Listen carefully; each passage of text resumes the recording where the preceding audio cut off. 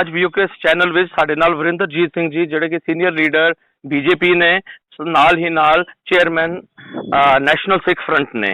ਵਰਿੰਦਰਜੀਤ ਜੀ, ਤੁਹਾਡਾ ਸਵਾਗਤ ਹੈ ਸਾਡੇ ਵੀਓਕੇਐਸ ਚੈਨਲ ਵਿੱਚ। ਧੰਨਵਾਦ ਗੁਰਦਿਆਲ ਜੀ।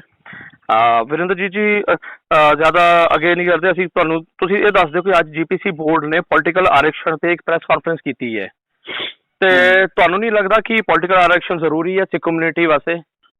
ਨਹੀਂ, ਦੇਖੋ, ਪੋਲੀਟੀਕਲ ਰਿਜ਼ਰਵੇਸ਼ਨ ਦੀਆਂ ਕਈ ਵਜ੍ਹਾ। ਪੋਲੀਟੀਕਲ ਰਿਜ਼ਰਵੇਸ਼ਨ ਜਿਹੜਾ ਸਿਰਫ ਰਾਜਨੀਤੀ ਤੌਰ ਤੇ ਸਾਡੇ ਕਨਸਟੀਟਿਊਸ਼ਨ ਵਿੱਚ ਕਿਧਰੇ ਵੀ ਕੋਈ ਐਸੀ ਨਹੀਂ ਹੈ ਕਿ ਬਈ ਸਿੱਖਾਂ ਵਾਸਤੇ ਸੀਟਾਂ ਰਿਜ਼ਰਵ ਕੀਤੀਆਂ ਜਾਣ, ਮੁਸਲਮਾਨਾਂ ਵਾਸਤੇ ਕੀਤੀਆਂ ਜਾਣ। ਸਾਡਾ ਦੇਸ਼ ਜਿਹੜਾ ਧਰਮ ਨਿਰਪੇਖ ਦੇਸ਼ ਹੈ, ਇਸ ਵਿੱਚ ਐਸਾ ਕਿਹੜਾ ਉਹ ਨਹੀਂ ਹੈ। ਹਾਂ, ਆਰਕਸ਼ਣ ਜਿਹੜਾ ਜਿਸ ਤਰ੍ਹਾਂ ਕਿ ਨੌਕਰੀਆਂ ਵਿੱਚ ਜਾਂ ਕਈ ਜਗ੍ਹਾ ਵਿੱਚ ਬਾਕੀ ਕਮਿਊਨਿਟੀਆਂ ਨੂੰ ਦਿੱਤਾ ਜਾਂਦਾ, ਉਸ ਤਰ੍ਹਾਂ ਹੀ ਸਿੱਖਾਂ ਨੂੰ ਵੀ ਦਿੱਤਾ ਜਾਏ, ਤੇ ਉਹਦੇ ਆਲਰੇਡੀ ਕਨਸਟੀਟਿਊਸ਼ਨ ਵਿੱਚ ਹੈ ਉਹ ਚੀਜ਼ ਦੇ ਮਤਲਬ ਹੋ ਸਕਦੀ ਹੈ। ਲੇਕਿਨ ਸਿਰਫ ਸਿੱਖਾਂ ਨੂੰ ਮਤਲਬ ਰਾਜਨੀਤੀ ਤੌਰ ਤੇ ਜੀ ਸੀਟਾਂ ਸਿੱਖਾਂ ਵਾਸਤੇ ਰਿਜ਼ਰਵ ਕੀਤੀਆਂ ਜਾਣ, ਐਸਾ ਕਨਸਟੀਟਿਊਸ਼ਨ ਵਿੱਚ ਪ੍ਰੋਵੀਜ਼ਨ ਨਹੀਂ ਹੈ। ਉਸ ਵਾਸਤੇ ਸਾਨੂੰ ਪਾਰਲੀਮੈਂਟ ਹੀ ਜਾਣਾ ਪਏਗਾ, 2/3 ਮੈਜੋਰਟੀ ਨਾਲ ਉੱਥੇ ਬਿੱਲ ਪਾਸ ਕਰਾਉਣਾ ਪਏਗਾ। ਸਿਰਫ ਇੱਥੇ ਬੋਲਣ ਨਾਲ ਜਾਂ ਇੱਥੇ ਕਹਿਣ ਨਾਲ ਇਸ ਤਰ੍ਹਾਂ ਦਾ ਕੁਛ ਨਹੀਂ ਹੋਣ ਵਾਲਾ। ਤੁਹਾਨੂੰ ਲੱਗਦਾ ਕਿ ਕੁਝ ਇਸ ਤਰ੍ਹਾਂ ਬਿਨਾਂ ਕੁਝ ਬੋਲਣ ਦੇ ਕੁਝ ਮਿਲਿਆ ਵੀ ਹੈ ਅੱਜ ਤੱਕ? ਅਗਰ ਪੋਲੀਟੀਕਲ ਆਰਕਸ਼ਣ ਨਾ ਮਿਲੇ, ਤੁਸੀਂ ਅਗਰ ਜੰਮੂ ਦੀ ਗੱਲ ਕਰਦੇ ਹੋ ਜਾਂ ਅਸੀਂ ਇਸ ਟਾਈਮ ਕਸ਼ਮੀਰ ਦੀ ਗੱਲ ਕਰਦੇ ਹਾਂ, ਕਸ਼ਮੀਰ ਵਿੱਚ ਇਸ ਸਮੇਂ ਪੋਲੀਟੀਕਲ ਆਰਕਸ਼ਣ ਨਾ ਹੋਣ ਦੀ ਵਜ੍ਹਾ ਨਾਲ ਸਿੱਖ ਕਮਿਊਨਿਟੀ ਤੋਂ ਕੋਈ ਵੀ ਬਾਤ ਚੁਣ ਕੇ ਨਹੀਂ ਆ ਪਾਉਂਦਾ, ਤੇ ਕਸ਼ਮੀਰ ਦੇ ਸਿੱਖਾਂ ਦੀ ਗੱਲ ਨਹੀਂ ਬੋਲ ਸਕਦਾ, ਤੇ ਕਸ਼ਮੀਰ ਦੇ ਸਿੱਖ ਉਸ ਤਰ੍ਹਾਂ ਰਹਿ ਜਾਂਦੇ ਨੇ। ਤੇ ਉਸ ਵਿੱਚ ਤੁਹਾਡਾ ਕੀ ਕਹਿਣਾ ਹੈ? ਨਹੀਂ, ਮੈਂ ਤੁਹਾਡੀ ਗੱਲ ਨਾਲ ਇਹਦੇ ਸਹਿਮਤ ਹਾਂ ਕਿ ਸਿੱਖ ਜਿਹੜਾ ਚੁਣ ਕੇ, ਸਾਡੀ ਪੂਰੇ ਹਿੰਦੁਸਤਾਨ ਦੀ ਪਾਪੂਲੇਸ਼ਨ ਇਸ ਤਰ੍ਹਾਂ ਦੀ ਨਹੀਂ ਹੈ ਕਿ ਬਈ ਅਸੀਂ ਆਪਣਾ ਨੁਮਾਇੰਦਗਾ ਜਿਹੜਾ ਚੁਣ ਕੇ ਭੇਜ ਸਕੀਏ। ਮੈਂ ਜਿਸਲੇ ਬੜੀ ਦੇਰ ਪਹਿਲੇ ਸਾਡੇ ਵੈਂਕਈਆ ਨਾਇਡੂ ਜੀ ਸਾਡੇ ਜਿਸਲੇ ਰਾਸ਼ਟਰਪਤੀ ਹੁੰਦੇ ਸਨ, ਮੈਂ ਉਹਨਾਂ ਨੂੰ ਮੁਲਾਕਾਤ ਕਰਕੇ ਪੱਤਰ ਲਿਖ ਕੇ ਵੀ ਇਹ ਗੱਲ ਕਹੀ ਸੀ ਕਿ ਜਿਹੜੇ ਅਪਰ ਹਾਊਸ ਹਨ, ਜਿਸ ਤਰ੍ਹਾਂ ਰਾਜ ਸਭਾ, ਜਿਸ ਤਰ੍ਹਾਂ MLC ਹਨ ਜਾਂ ਅਪਰ ਹਾਊਸ ਹੁੰਦੇ ਨੇ, ਉਸ ਵਿੱਚ ਸਿੱਖਾਂ ਨੂੰ ਜਿਹੜੀ ਹੈ ਆਰਕਸ਼ਣ ਜਿਹੜਾ ਉਹ ਰਾਸ਼ਟਰਪਤੀ ਜੀ ਜਿਹੜੇ ਨੇ ਉਹ ਦੇ ਸਕਦੇ ਨੇ ਔਰ ਦਿੱਤੇ ਜਾਏ। ਲੇਕਿਨ ਕਨਸਟੀਟਿਊਸ਼ਨ ਵਿੱਚ ਨਹੀਂ ਹੈ ਕਿ ਵਿਧਾਨ ਸਭਾ ਦੀਆਂ ਸੀਟਾਂ ਜਿਹੜੀਆਂ ਉਹ ਰਿਜ਼ਰਵ ਕੀਤੀਆਂ ਜਾਣ ਸਿਰਫ ਸਿੱਖਾਂ ਵਾਸਤੇ। ਉਸ ਵਾਸਤੇ ਬੜੀ ਡਿਫਿਕਲਟੀ ਹੈ। ਵੈਸੇ ਜਿਨ੍ਹਾਂ ਨੇ ਇਹ ਐਗਰੀ ਨੂੰ ਸ਼ੁਰੂ ਕੀਤਾ ਤੇ ਉਹਨੂੰ ਖਾਲੀ ਪ੍ਰੈਸ ਕਾਨਫਰੰਸ ਵਿੱਚ ਨਾ ਰੱਖਣ, ਅਗਰ ਉਸ ਵਾਸਤੇ ਲੜਾਈ ਲੜਨ, ਦਿੱਲੀ ਤੱਕ ਜਾਣ, ਧਰਨੇ, ਪ੍ਰੋਟੈਸਟ ਦੇਣ, ਅਗਰ ਇਸ ਤਰ੍ਹਾਂ ਦੀ ਕੋਈ ਮੰਗ ਕਰਦੇ ਤਾਂ ਅਸੀਂ ਉਹਦੇ ਨਾਲ ਆ। ਲੇਕਿਨ ਸਿਰਫ ਪ੍ਰੈਸ ਕਾਨਫਰੰਸ ਕਰਕੇ ਉਹ ਕਹਿਣ ਕਿ ਜੀ ਸਿੱਖਾਂ ਵਾਸਤੇ ਸੀਟਾਂ ਰਿਜ਼ਰਵ ਕਰ ਦਿਓ, ਐਸਾ ਹੋਏਗਾ ਤੇ ਮੈਨੂੰ ਦੇ ਉਸ ਉੱਪਰ ਸ਼ੱਕ ਹੈ ਜੀ ਕਿ ਐਸਾ ਨਹੀਂ ਹੋ ਪਾਏਗਾ। ਸਿੱਖ ਕਮਿਊਨਿਟੀ ਤੋਂ ਸ਼ੁਰੂ ਤੋਂ ਹੀ ਲੜਦੀ ਆਈ ਹੈ ਹਮੇਸ਼ਾ, ਅੱਜ ਤੱਕ ਉਹਨਾਂ ਦੀ ਕੋਈ ਮੰਗਾਂ ਪੂਰੀਆਂ ਹੋਈ ਨਹੀਂ, ਅੱਜ ਤੱਕ ਕਿਸ ਨੇ ਉਹਨਾਂ ਦੀ ਗੱਲਾਂ ਸੁਣੀਆਂ? ਅਲੱਗ-ਅਲੱਗ ਗੌਰਮੈਂਟਾਂ ਚੇਂਜ ਹੋਈਆਂ ਪਰ ਉਸ ਤਰ੍ਹਾਂ ਦਾ ਉਸ ਤਰ੍ਹਾਂ ਰਿਹਾ। ਅਸੀਂ ਕਸ਼ਮੀਰ ਦੀ ਗੱਲ ਕਰਦੇ ਹਾਂ ਤੇ ਕਸ਼ਮੀਰ ਦੇ ਸਿੱਖ ਵੀ ਇਸ ਸਮੇਂ, ਜਿਸ ਤਰ੍ਹਾਂ ਅਸੀਂ ਗੱਲ ਪਹਾੜੀ ਸਪੀਕਿੰਗ ਰਿਜ਼ਰਵੇਸ਼ਨ ਜਿਹੜੀ ਹੋਈ ਹੈ, ਪਹਾੜੀ ਸਪੀਕਿੰਗ ਰਿਜ਼ਰਵੇਸ਼ਨ ਵਿੱਚ ਜਿਹੜੇ ਸਿੱਖ ਕਮਿਊਨਿਟੀ ਨੇ ਉਹ ਤੇ ਪੰਜਾਬੀ ਸਪੀਕਿੰਗ ਨੇ, ਤੇ ਪਹਾੜੀ ਵਿੱਚ ਇਸ ਦੇ ਬਾਰੇ ਤੁਸੀਂ ਥੋੜ੍ਹਾ ਜਿਹਾ ਕਲੀਅਰ ਕਰੋ।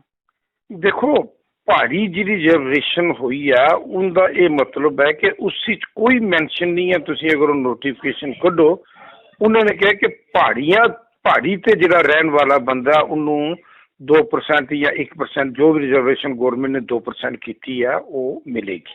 ਇਸ ਦਾ ਮਤਲਬ ਇਹ ਨਹੀਂ ਹੈ ਕਿ ਸਿਰਫ ਮੁਸਲਿਮ ਨੂੰ ਮਿਲੇਗੀ, ਸਿਰਫ ਹਿੰਦੂ ਨੂੰ ਮਿਲੇਗੀ, ਸਿਰਫ ਗੁੱਜਰ ਨੂੰ ਮਿਲੇਗੀ, ਜਾਂ ਐਸਾ ਕੋਈ ਮੈਂਸ਼ਨ ਨਹੀਂ ਹੈ। ਜਿਹੜਾ ਬੰਦਾ ਵੀ ਪਹਾੜੀ ਤੇ ਰਹਿੰਦਾ, ਪਹਾੜੀ ਸਪੀਕਿੰਗ ਜਿਹੜਾ ਬੰਦਾ ਮਤਲਬ ਪਹਾੜੀ ਬੋਲੀ ਨੂੰ ਬੋਲਦਾ, ਉਹਨੂੰ ਮਿਲੇਗੀ, ਉਹ ਚਾਹੇ ਕਿਸੇ ਵੀ ਮਜ਼ਹਬ ਨਾਲ ਜਿਹੜਾ ਤਲਕ ਰੱਖਦਾ। ਲੇਕਿਨ ਇਸ ਦਾ ਮਤਲਬ ਇਹ ਨਹੀਂ ਹੈ ਮਜ਼ਹਬ ਦਾ ਉੱਥੇ ਕਿਧਰੇ ਨਾ ਨਹੀਂ। ਅਗਰ ਅਸੀਂ ਸਿੱਖ ਹਾਂ ਤੇ ਸਿੱਖ ਨੂੰ ਕੋਈ ਉਸ ਵਿੱਚ ਇਹ ਨਹੀਂ ਹੈ ਕਿ ਜੀ ਇਹ ਸਿੱਖ ਨੂੰ ਨਹੀਂ ਮਿਲੇਗੀ। ਜਿਹੜਾ ਬੰਦਾ ਪਹਾੜੀ ਸਪੀਕਿੰਗ ਹੈ, ਪਹਾੜੀ ਏਰੀਆ, ਬਕਾਇਦਾ ਪਹਾੜੀ ਏਰੀਆ, ਜਿਸ ਤਰ੍ਹਾਂ ਕਸ਼ਮੀਰ ਵਿੱਚ ਵੀ ਕਾਫੀ ਏਰੀਆ ਹੈ, ਜੰਮੂ ਵਿੱਚ ਵੀ, ਰਜੌਰੀ, ਪੁੰਛ, ਇਸ ਏਰੀਏ ਵਿੱਚ ਹੈ, ਤੁਹਾਡਾ ਬਾਰਾਮੂਲਾ ਵਗੈਰਾ, ਜਿਹੜਾ ਵੀ ਏਰੀਆ ਉਹ ਲੱਗਦਾ, ਉਹਨਾਂ ਨੂੰ ਰਿਜ਼ਰਵੇਸ਼ਨ ਜਿਹੜੀ ਹੈ ਉਹ ਆਟੋਮੈਟਿਕਲੀ ਹੀ ਮਿਲੇਗੀ ਅਗਰ ਉਹ ਦੱਸਣਗੇ ਕਿ ਜੀ ਅਸੀਂ ਇਸ ਏਰੀਏ ਵਿੱਚ ਰਹਿੰਦੇ ਹਾਂ। ਉਸ ਮਜ਼ਹਬ ਦਾ ਕੋਈ ਲੈਣਾ ਦੇਣਾ ਉਸ ਦੇ ਨਾਲ ਅਗਰ ਮਜ਼ਹਬ ਦਾ ਜਾਂ ਕਿਸੇ ਮਜ਼ਹਬ ਦਾ ਕੋਈ ਖਤਰਾ ਨਹੀਂ।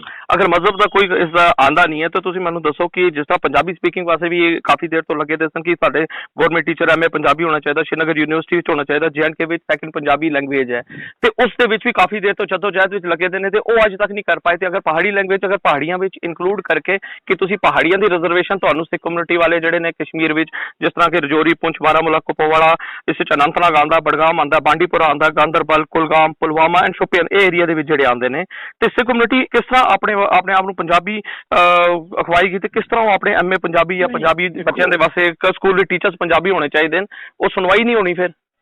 ਨਹੀਂ ਦੇਖੋ, ਇਹ ਬੰਦੇ ਨੂੰ ਕਈ ਵਾਰੀ ਦੋ ਤਿੰਨ ਜਗ੍ਹਾ ਤੇ ਫਾਈਟ ਜਿਹੜੀ ਹੈ ਉਹ ਕਰਨੀ ਪੈਂਦੀ ਹੈ। ਪੰਜਾਬੀ ਲਾਗੂ ਹੋਣੀ ਚਾਹੀਦੀ ਹੈ, ਇਸ ਵਾਸਤੇ ਅਸੀਂ ਵੀ ਬੜੀ ਐਜੀਟੇਸ਼ਨ ਕੀਤੀ। ਗੌਰਮੈਂਟ ਨੇ 2-4 ਵਾਰੀ ਨੋਟੀਫਿਕੇਸ਼ਨ ਵੀ ਕੱਢੇ, ਕੁਛ ਟੀਚਰ ਵੀ ਲੱਗੇ, ਲੇਕਿਨ ਬਦਕਿਸਮਤੀ ਹੈ ਕਿ ਜਿਹੜੇ ਸਾਡੇ ਸਿੱਖਾਂ ਦੇ ਪ੍ਰਾਈਵੇਟ ਸਕੂਲ ਆਪਣੇ ਉਹਨਾਂ ਨੇ ਵੀ ਗੌਰਮੈਂਟ ਦੇ ਆਰਡਰ ਦੇ ਬਾਵਜੂਦ ਵੀ ਉੱਥੇ ਪੰਜਾਬੀ ਨੂੰ ਨਹੀਂ ਲਗਾਇਆ। ਲੇਕਿਨ ਜਿਸਲੇ ਸਟੂਡੈਂਟ ਹੀ ਨਹੀਂ ਹੋਣਗੇ ਤੇ ਟੀਚਰ ਕਿਸ ਤਰ੍ਹਾਂ ਭਰਤੀ ਹੋਣਗੇ। ਲੇਕਿਨ ਉਸ ਦੀ ਲੜਾਈ ਔਰ ਭਾਰੀ ਦੀ ਲੜਾਈ ਜਿਹੜੀ ਹੈ ਉਹ ਮਤਲਬ ਡਿਫਰੈਂਟ ਹੈ। ਸਾਨੂੰ ਆਪਣੇ ਘਰ ਵਿੱਚੋਂ ਸਾਨੂੰ ਆਪਣੇ ਉੱਠ ਕੇ ਸਾਡੀਆਂ ਜਿਹੜੀਆਂ ਕਮੇਟੀਆਂ, ਸਾਡੀਆਂ ਜਿਹੜੀਆਂ ਆਰਗੇਨਾਈਜੇਸ਼ਨ, ਸਾਨੂੰ ਲੋਕਾਂ ਨੂੰ ਅਵੇਅਰ ਕਰਨਾ ਪਏਗਾ ਕਿ ਅਸੀਂ ਬੱਚਿਆਂ ਨੂੰ ਸਕੂਲ ਵਿੱਚ ਜਿਸਲੇ ਪਾਈਏ ਔਰ ਉਹ ਲਿਖੀਏ ਕਿ ਅਸੀਂ ਇਹਨਾਂ ਨੂੰ ਪੰਜਾਬੀ ਪੜ੍ਹਾਉਣੀ ਹੈ। ਗੌਰਮੈਂਟ ਨੇ ਨੋਟੀਫਿਕੇਸ਼ਨ ਜਾਰੀ ਕੀਤੇ ਗਏ ਕਿ ਜਿੱਥੇ ਇਤਨੇ ਬੱਚੇ ਹੋਣਗੇ ਅਸੀਂ ਉੱਥੇ ਟੀਚਰ ਦਿਆਂਗੇ, ਲੇਕਿਨ ਬਦਕਿਸਮਤੀ ਹੈ ਕਿ ਉਨੇ ਬੱਚੇ ਨਹੀਂ ਹੈ। ਔਰ ਪ੍ਰਾਈਵੇਟ ਸਕੂਲ ਜਿਹੜੇ ਸਾਡੇ ਬਾਕੀ ਸਕੂਲ ਕੇ ਲਗਾਉਣਗੇ, ਸਾਡੇ ਜਿਹੜੇ ਆਪਣੇ ਸਿੱਖਾਂ ਦੇ ਸਕੂਲ ਹਨ ਉਹਨਾਂ ਵਿੱਚ ਵੀ ਜਿਹੜਾ ਪੰਜਾਬੀ ਟੀਚਰ ਜਿਹੜੇ ਹਨ ਉਹ ਨਹੀਂ ਹਨ। ਔਰ ਇਸ ਕਰਕੇ ਮਤਲਬ ਇਹ ਜਿਹੜੀ ਪ੍ਰੋਬਲਮ ਆਉਂਦੀ ਹੈ ਉਸ ਵਾਸਤੇ ਸਾਨੂੰ ਬਹਿ ਕੇ ਵਿਚਾਰ ਕਰਨਾ ਪਏਗਾ। ਸਾਨੂੰ ਐਜ਼ ਏ ਸਿੱਖ ਸੋਚਣਾ ਪਏਗਾ, ਐਜ਼ ਏ ਬੰਡਰਾ ਨਹੀਂ ਚਾਹੀਦਾ ਵੀ ਇਹ ਕਸ਼ਮੀਰੀ ਸਿੱਖ, ਮੁਜ਼ੱਫਰਾਬਾਦੀ ਸਿੱਖ, ਪੁੰਛੀ ਸਿੱਖ, ਮੀਰਪੁਰੀ ਸਿੱਖ ਇੱਕ ਮੁੱਠ ਹੋ ਕੇ ਸਾਨੂੰ ਵਰਿੰਦਰ ਜੀ ਇਸ ਤਰ੍ਹਾਂ ਕਿ ਅਸੀਂ ਅਗਰ ਕਸ਼ਮੀਰੀ ਸਿੱਖਾਂ ਦੀ ਗੱਲ ਕਰਦੇ ਹਾਂ ਤਾਂ ਕਸ਼ਮੀਰੀ ਸਿੱਖ ਇਸ ਸਮੇਂ ਉਸ ਸਥਿਤੀ ਵਿੱਚ ਬੈਠੇ ਦੇ ਨੇ, ਕਸ਼ਮੀਰ ਦੇ ਅੰਦਰ ਬੈਠੇ ਦੇ ਨੇ, ਮਿਲੀਟੈਂਸੀ ਦਾ ਦੌਰ ਉਹਨਾਂ ਨੇ ਦੇਖਿਆ। ਉਹ ਪਿੰਡਾਂ ਵਿੱਚ ਲੋਕ ਰਹਿੰਦੇ ਨੇ, ਗਰਮੀ ਵਿੱਚ ਇੱਥੇ ਦੌੜ ਕੇ ਲੋਕਾਂ ਨੂੰ ਆਉਣਾ ਪੈਂਦਾ, 100 ਪ੍ਰੋਬਲਮ ਉਹਨਾਂ ਨੇ। ਹੁਣ ਲਾਕਡਾਊਨ ਹੋਇਆ ਸੀ, ਇੱਧਰ ਸਾਰੇ ਕਸ਼ਮੀਰੀ ਸਰਦਾਰ ਫਸੇ ਰਹੇ, ਕਿਸ ਤਰੀਕੇ ਨਾਲ ਉਹ ਵਾਪਸ ਆਪੜ ਗਏ, ਗਰਮੀ ਵਿੱਚ ਉਹਨਾਂ ਨੂੰ ਬੈਠਣਾ ਪਿਆ, ਇੱਥੇ ਆਪਣੇ ਵੀ ਗਰਮ ਕੱਪੜੇ ਲਗਾ ਕੇ ਬੈਠਣਾ ਪਿਆ। ਤੁਸੀਂ ਮੈਨੂੰ ਦੱਸੋ, ਅਗਰ ਸਰਕਾਰ ਆਈ ਸੀ ਉਸਨੇ ਸਿੱਖ ਕਮਿਊਨਿਟੀ ਦੇ ਬਾਰੇ ਕੀ ਸੋਚਿਆ ਸੀ ਕਿ ਅਸੀਂ ਉਹਨਾਂ ਸਿੱਖਾਂ ਨੂੰ ਕਿਸੇ ਤੇ ਫੋਕਸ ਤੇ ਕਰੀਏ ਜਾਂ ਕਸ਼ਮੀਰ ਵਾਲੇ ਸਰਦਾਰਾਂ ਦੇ ਬਾਰੇ ਵਿੱਚ ਸੋਚੀਏ? ਕਿ ਤੁਸੀਂ ਇੱਕ ਵੀ ਗੱਲ ਦੱਸ ਦਿਓ ਜੋ ਅੱਜ ਤੱਕ ਕਸ਼ਮੀਰ ਦੇ ਸਰਦਾਰ ਦੇ ਬਾਰੇ ਵਿੱਚ ਕੁਝ ਉਹਨਾਂ ਦੇ ਹੱਕ ਵਿੱਚ ਕੋਈ ਇੱਕ ਵੀ ਗੱਲ ਹੋਈ ਦੀ ਹੈ ਉਹ ਦੱਸੋ। ਮੈਂ ਤੁਹਾਡੇ ਗੱਲ ਨਾਲ ਸਹਿਮਤ ਹਾਂ ਕਿ ਸਭ ਤੋਂ ਜ਼ਿਆਦਾ ਜੰਮੂ ਕਸ਼ਮੀਰ ਵਿੱਚ ਅਗਰ ਸਿੱਖ ਕੋਈ ਸਫ਼ਰ ਕਰ ਰਿਹਾ ਤੇ ਉਹ ਜਿਹੜਾ ਕਸ਼ਮੀਰ ਦਾ ਸਿੱਖ ਜਿਹੜਾ ਉਹ ਸਫ਼ਰ ਕਰ ਰਿਹਾ, ਇਸ ਵਿੱਚ ਕੋਈ ਸ਼ੱਕ ਵਾਲੀ ਜਾਂ ਦੋ ਰਾਏ ਵਾਲੀ ਗੱਲ ਨਹੀਂ। ਮੈਂ ਸਕਿੰਟ ਤੁਹਾਡੇ ਅੱਧਾ ਮਿੰਟ ਜ਼ਿਆਦਾ ਲਾਂਗਾ, ਮੈਂ ਗੱਲ ਕਰਾਂਗਾ ਕਿ ਐਕਚੁਅਲੀ ਸਾਡੇ ਵਿੱਚ ਆਪਸ ਵਿੱਚ ਵੀ ਜਿਸ ਵੇਲੇ ਛੱਟੀ ਸਿੰਘਪੁਰਾ ਔਰ ਮਹਿਜੂਰ ਨਗਰ ਦਾ ਕਾਂਡ ਹੋਇਆ ਸੀ, ਉਸ ਵੇਲੇ ਅਟਲ ਬਿਹਾਰੀ ਵਾਜਪਾਈ ਜੀ ਦੀ ਗੌਰਮੈਂਟ ਹੁੰਦੀ ਸੀ। ਉਹਨਾਂ ਨੇ ਇੱਕ ਪਾਰਲੀਮੈਂਟਰੀ ਕਮੇਟੀ ਬਣਾਈ, ਜਾਨ ਫਰੈਂਡਿਕਸ ਜਿਹੜੇ ਸਾਡੇ ਡਿਫੈਂਸ ਮਿਨਿਸਟਰ ਸਨ ਉਸ ਦੀ ਕਿਆਦਤ ਸੀ। ਉਸ ਵਿੱਚ ਮੈਨੂੰ ਵੀ ਜਿਹੜਾ ਮੈਂਬਰ ਲਿੱਤਾ ਗਿਆ ਔਰ ਆਲੂਵਾਲੀਆ ਸਾਹਿਬ ਜਿਹੜੇ ਬਾਅਦ ਤੋਂ ਕੇਂਦਰੀ ਮੰਤਰੀ ਵੀ ਦੇ ਉਹ ਵੀ ਉਸ ਦੇ ਮੈਂਬਰ ਸਨ। ਅਸੀਂ ਸ੍ਰੀਨਗਰ ਜਾ ਕੇ ਬੈਠਕਾਂ ਕੀਤੀਆਂ ਔਰ ਅਸੀਂ ਰਿਕਮੈਂਡੇਸ਼ਨ ਕੀਤੀ ਕਿ ਕਸ਼ਮੀਰ ਦੇ ਸਿੱਖ ਦੀ ਪ੍ਰੋਬਲਮ ਹੈ ਔਰ ਕਿਸੇ ਕਸ਼ਮੀਰੀ ਸਿੱਖ ਨੂੰ ਹੀ ਮੰਤਰੀ ਮੰਡਲ ਵਿੱਚ ਜਿਹੜਾ ਇੰਕਲੂਡ ਕੀਤਾ ਜਾਏ। ਇਹ ਜਿਹੜੀ ਸਾਡੀ ਕਮੇਟੀ ਨੇ ਰਿਟਨ ਵਿੱਚ ਜਿਹੜੀ ਆ ਉਹ ਦਿੱਤੀ ਔਰ ਅਸੀਂ ਜਾਨ ਫਰੈਂਡਰਿਕ ਸਾਹਿਬ ਨੂੰ, ਫਿਰ ਅਸੀਂ ਫਰੂਕ ਸਾਹਿਬ ਨੂੰ ਬੁਲਾਇਆ, ਫਰੂਕ ਸਾਹਿਬ ਆਏ, ਉਹਨਾਂ ਨੂੰ ਅਸੀਂ ਉਹ ਆਪਣੀਆਂ ਡਿਮਾਂਡਸ ਦਿੱਤੀਆਂ, ਉਹਨਾਂ ਨੇ ਵੀ ਐਗਰੀ ਕੀਤਾ ਕਿ ਠੀਕ ਹੈ ਜੀ। ਲੇਕਿਨ ਬਦਕਿਸਮਤੀ ਵਾਲੀ ਗੱਲ ਹੈ ਕਿ ਉਸਲੇ ਵੀ ਫਰੂਕ ਸਾਹਿਬ ਨੇ ਉਸ ਨਾਂ ਤੇ ਇੱਕ ਸਿੱਖ ਨੂੰ ਦੇ ਲਿਆ, ਸਰਦਾਰ ਹਰਬੰਸ ਸਿੰਘ ਜੀ ਨੂੰ ਮੰਤਰੀ ਲਿਆ। ਲੇਕਿਨ ਜਿਹੜੀ ਉਸ ਕਮੇਟੀ ਦੀ ਰਿਕਮੈਂਡੇਸ਼ਨ ਸੀ ਜਾਂ ਜਿਹੜੀ ਸਾਡੀ ਰਿਕਮੈਂਡੇਸ਼ਨ ਕਿ ਸਫ਼ਰ ਜਿਹੜਾ ਕਸ਼ਮੀਰੀ ਸਿੱਖ ਕਰ ਰਿਹਾ, ਕਸ਼ਮੀਰੀ ਸਿੱਖ ਨੂੰ ਮਤਲਬ ਨੁਮਾਇੰਦਗੀ ਦਿੱਤੀ ਜਾਏ, ਉਹ ਨਹੀਂ ਦਿੱਤੀ। ਇਸ ਤਰ੍ਹਾਂ ਦੀਆਂ ਪ੍ਰੋਬਲਮ ਜ਼ਰੂਰ ਆ ਰਹੀ ਹੈ। ਸਾਡੇ ਪੂਰੇ ਪ੍ਰਦੇਸ਼ ਹੀ ਸਭ ਤੋਂ ਜ਼ਿਆਦਾ ਅਗਰ ਕੋਈ ਡਿਫੀਕਲਟੀ ਵਿੱਚ ਹੈ ਜਾਂ ਹਿੰਦੁਸਤਾਨ ਦਾ ਨਾਂ ਅਗਰ ਕਿਸੇ ਨੇ ਰੋਸ਼ਨ ਕੀਤੇ ਦਾ ਕਸ਼ਮੀਰ ਵਿੱਚ ਅੱਜ ਅਗਰ ਹਿੰਦੁਸਤਾਨ ਹੈ ਤਾਂ ਇਸੀ ਵਜ੍ਹਾ ਨਾਲ ਹੈ ਕਿ ਕਸ਼ਮੀਰੀ ਸਿੱਖ ਹੈ। ਸਿੱਖ ਦੀ ਪਗੜੀ ਜਿਹੜੀ ਜਿੱਥੇ ਨਜ਼ਰ ਆਉਂਦੀ ਉਹ ਨਜ਼ਰ ਆਉਂਦਾ ਕਿ ਇਹ ਹਿੰਦੁਸਤਾਨ ਹੈ। ਉਹ ਉਸ ਤਰ੍ਹਾਂ ਦਾ ਸਫ਼ਰ ਵੀ ਕਰ ਰਹੇ ਹਨ। ਲੇਕਿਨ ਗੱਲ ਜੀ ਮੈਂ ਇੱਕ ਬੜੀ ਕਲੀਅਰ ਗੱਲ ਕਹਾਂਗਾ ਕਿ ਜਦੋਂ ਮੈਂ ਉਹਨਾਂ ਕਮੇਟੀਆਂ ਵਿੱਚ ਗਿਆ, 2-4 ਵਾਰੀ ਉੱਥੇ ਗਿਆ, जितने मैं कश्मीरी सिख भाईचारे ਨੂੰ ਮਿਲਿਆ ਹਰ ਕੋਈ ਬੰਦਾ ਉੱਥੇ ਜਿਹੜਾ ਲੀਡਰ ਹੈ ਜੀ ਮਤਲਬ ਇੱਕ ਦੂਏ ਦੀ ਗੱਲ ਨੂੰ ਮਤਲਬ ਸੁਣਨ ਵਾਸਤੇ ਜਾਂ ਇੱਕ ਜਿਹੜੀ ਇਕੱਠੀ ਆਵਾਜ਼ ਹੋਣੀ ਚਾਹੀਦੀ ਹੈ ਉਹ ਨਹੀਂ ਹੋਣੀ ਚਾਹੀਦੀ। ਮੈਂ ਤੁਹਾਡੇ ਚੈਨਲ ਦੇ ਥਰੂ ਤੁਹਾਡਾ ਇੱਕ ਬੜਾ ਵੱਡਾ ਗ੍ਰੇਟ ਲੀਡਰ ਜਨਕ ਸਿੰਘ ਜੀ ਜਿਹੜੇ ਬਾਰਾਮੂਲੇ ਤੋਂ ਪ੍ਰਧਾਨ ਵੀ ਰਹੇ ਉਹਦੇ ਵਿਚਾਰੇ ਵੀ ਦੁਨੀਆ ਨੂੰ ਛੱਡ ਕੇ ਚਲੇ ਗਏ, ਉਹ ਵੀ ਸਾਡੀ ਉਸ ਕਮੇਟੀ ਵਿੱਚ ਮੈਂਬਰ ਸਨ। ਉਹ ਵੀ ਇੱਕ ਕਸ਼ਮੀਰੀ ਸਿੱਖ ਸੰਗਤ ਨੂੰ ਬੜਾ ਵੱਡਾ ਘਾਟਾ ਜਿਹੜਾ ਹੈ ਉਹ ਅੱਜ ਦੀ ਡੇਟ ਵਿੱਚ ਹੋਇਆ।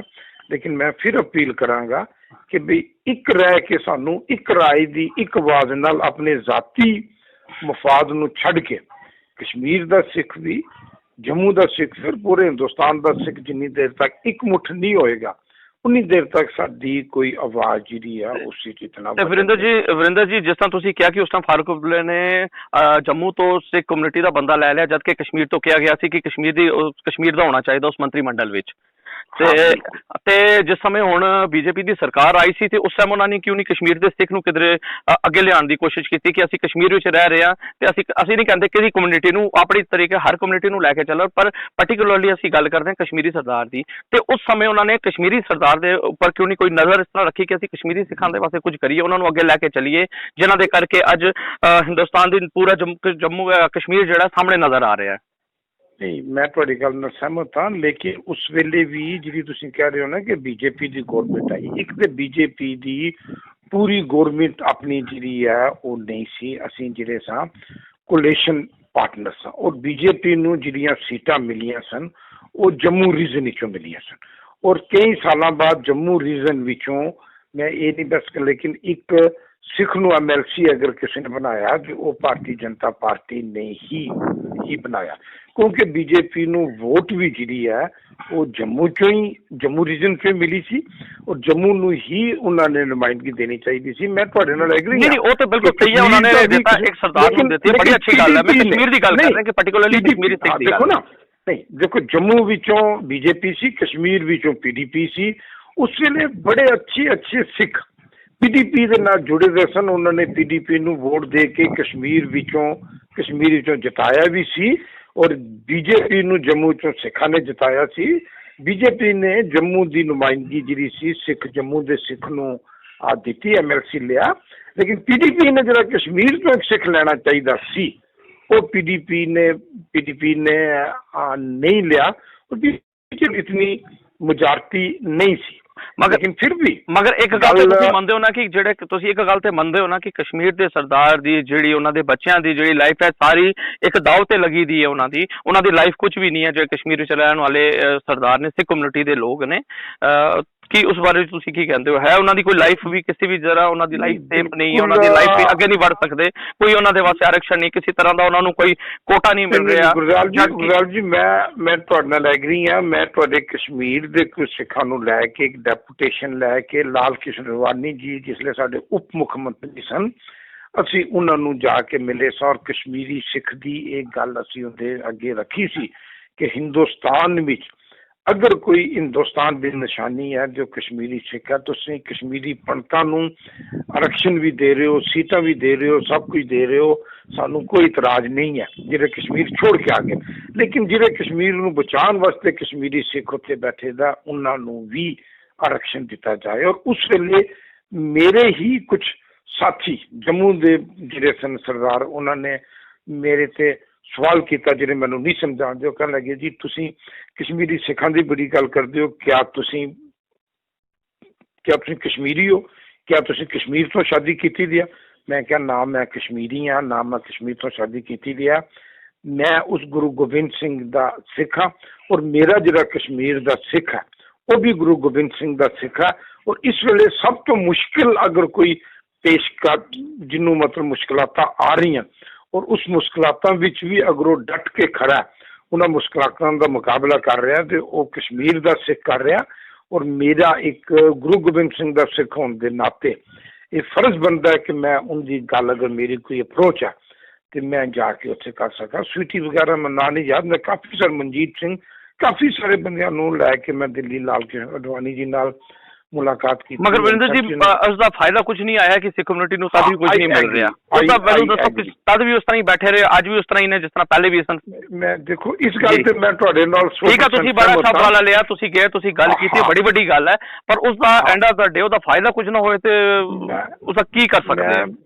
ਮੈਂ ਐਗਰੀ ਹਾਂ ਕਿ ਉਸ ਚੀਜ਼ ਦਾ ਜੋ ਸਾਨੂੰ ਲੱਗ ਰਿਹਾ ਸੀ ਕਿ ਫਾਇਦਾ ਹੋਏਗਾ, ਲੇਕਿਨ ਉਹ ਫਾਇਦਾ ਜਿਹੜਾ ਉਹ ਨਹੀਂ ਹੋ ਪਾਇਆ।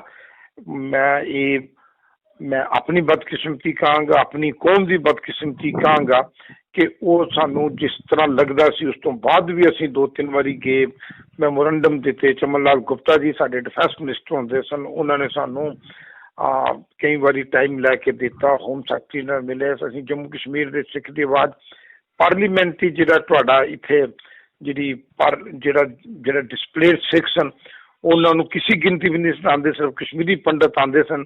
ਸਾਡਾ ਹਰਮਿੰਦਰ ਸਿੰਘ ਮਹੰਤ ਜੀ ਹਨ, ਉਹਦੀ ਅਧਿਕਸ਼ਤਾ ਵਿੱਚ ਇੱਕ ਕਮੇਟੀ, ਮੈਂ ਆਪਣਾ ਨਾਂ ਨਹੀਂ ਲਿਆ, ਉਹਨਾਂ ਨੂੰ ਮੈਂ ਦਿੱਲੀ ਤੱਕ ਪਹੁੰਚਾਇਆ ਵੀ ਤੁਸੀਂ ਕਸ਼ਮੀਰੀ ਸਿੱਖ ਦੀ ਗੱਲ ਜਾ ਕੇ ਉੱਥੇ ਕਰੋ। ਲੇਕਿਨ ਮੈਂ ਇਸ ਗੱਲ ਤੇ ਤੁਹਾਡੇ ਨਾਲ ਸਹਿਮਤ ਹਾਂ ਕਿ ਬਦਕਿਸਮਤੀ ਕਹਿ ਲਓ ਕਿ ਬਈ ਉਹ ਸਾਡੀ ਗੱਲ ਜਿਹੜੀ ਉਹ ਸਿਰੇ ਨਹੀਂ ਚੜ ਸਕੀ, ਲੇਕਿਨ ਬੰਦੇ ਨੂੰ ਕੋਸ਼ਿਸ਼ ਕਰਨੀ ਚਾਹੀਦੀ ਆ।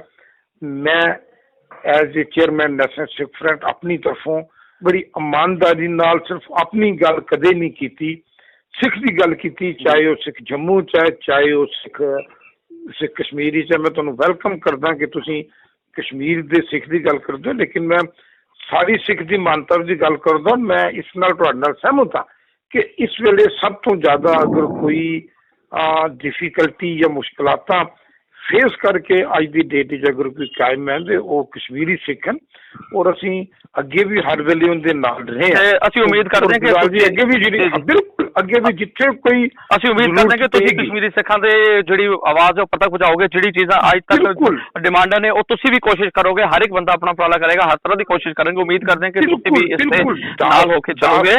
ਨਹੀਂ, ਮੈਂ ਕੌਮ ਦਾ ਦਾਸ ਹਾਂ, ਮੈਂ ਆਪਣੀ ਤਰਫੋਂ पूरी कोशिश अगे भी की और ਹੁਣ भी करांगा कि मानस की जात से देख के पहचान है सिख दे साडे बिल्कुल अपने और कश्मीरी सिख मुश्किलातां च रह रहे हैं। मैं उनकी मुश्किलातां नूं फील करदा जिथे तक हो सकेगा ਅਸੀਂ ਠੀਕ ਹੈ ਵਰਿੰਦਰ ਜੀ, ਬਹੁਤ ਵਧੀਆ, ਤੁਹਾਡੇ ਨਾਲ ਅੱਛਾ ਲੱਗਿਆ। ਦੁਬਾਰਾ ਫਿਰ ਤੁਹਾਡੇ ਨਾਲ ਸਮਾਂ ਕੁਝ ਕੱਢ ਕੇ ਤੁਹਾਡੇ ਨਾਲ ਫਿਰ ਅਸੀਂ ਗੱਲ ਕਰਾਂਗੇ। ਬਹੁਤ ਬਹੁਤ ਧੰਨਵਾਦ ਤੁਹਾਡਾ ਵਰਿੰਦਰ ਜੀ। ਠੀਕ ਹੈ, ਧੰਨਵਾਦ ਤੁਹਾਡਾ ਜੀ। ਵਾਹਿਗੁਰੂ ਜੀ ਕਾ ਖਾਲਸਾ, ਵਾਹਿਗੁਰੂ ਜੀ ਕੀ ਫਤਿਹ। ਠੀਕ ਫਤਿਹ।